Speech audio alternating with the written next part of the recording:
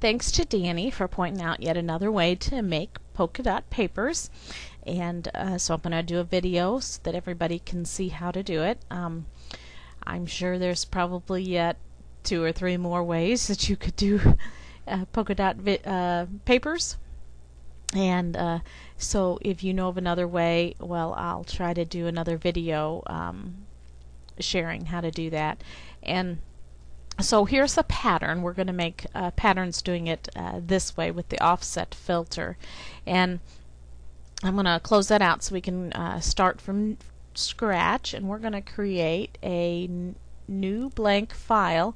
And I'm actually going to make my file 1 inch. If you can hear the thunder, it's actually got a summer rain outside. I'm actually going to make my file 1 inch by 1 inch. Now you'll probably read tutorials all over the internet on making them this size or that size. Size doesn't really matter. I like using inches because that's what I visualize in. That's because I've always worked in it.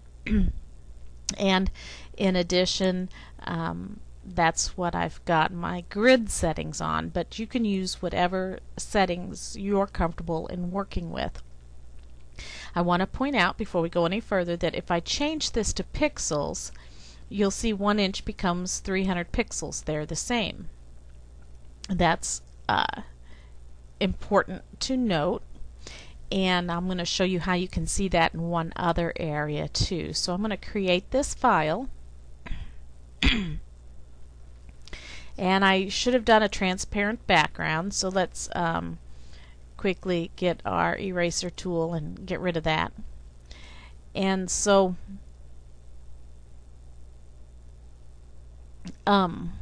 moving this over here a little bit, the whole screen, so you could see it a little bit better. Next we need to make our dot.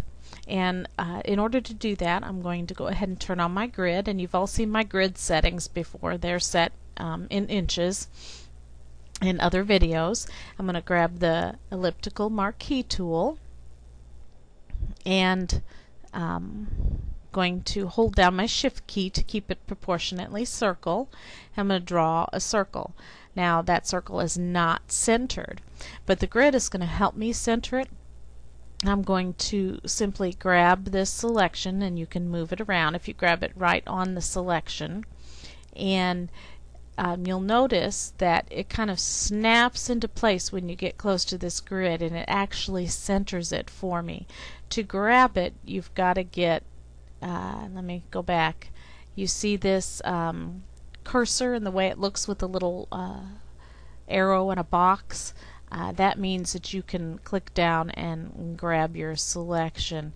If I'm off down here, you'll see it turns into the crosshairs and I couldn't grab it. So one way to know that you can grab your selection is how the cursor looks. Now going to get black, and I'm just going to fill that in. Control D to deselect. Now for this next part, here's another thing I wanted to show you. Since I prefer working in inches, I need to know for this purpose what the pixels are per inch in width and height. And I can also find that down here in this area. And this is only in Photoshop Elements 6. I know it wasn't in 3. I'm not sure what versions it's in. But if I choose Document Dimensions from this flyout arrow here, my information here will tell me that it's 300 pixels per inch square, and so that is the important information. I'll go to the Filter drop-down menu, Other, and Offset. Oops, wait a minute. Let's duplicate that. I forgot, because this particular pattern is going to need a solid circle in the middle, and then it's going to need quarter circles in each quarter, so that when the pattern repeats on the page, those will meet up. And so we needed to duplicate it to leave that one in the center. Now we're going to go to the Filter, Other, Offset, and you can see mine comes up working perfectly. That is because I've put 150 in each of these boxes. 150 being exactly half of this 300 pixels that I shared with you. So if you make a new document and it's 200 pixels by 200 pixels, you're going to have to put 100 in here, half of that 200. If you see, I'm going to move these sliders, you could see that the pattern does not work right if the numbers are not exactly 1/2 of the dimensions. And I'm going to click OK, and now you've got your pattern. Then I'm going to do Control A, and what that does is it selects all, and so you can see the marching ants running around the entire box. Edit drop-down menu, define pattern. I could name it if I wanted. Control D. So now we have a pattern that we can use, and I'm going to go use it. Make another file.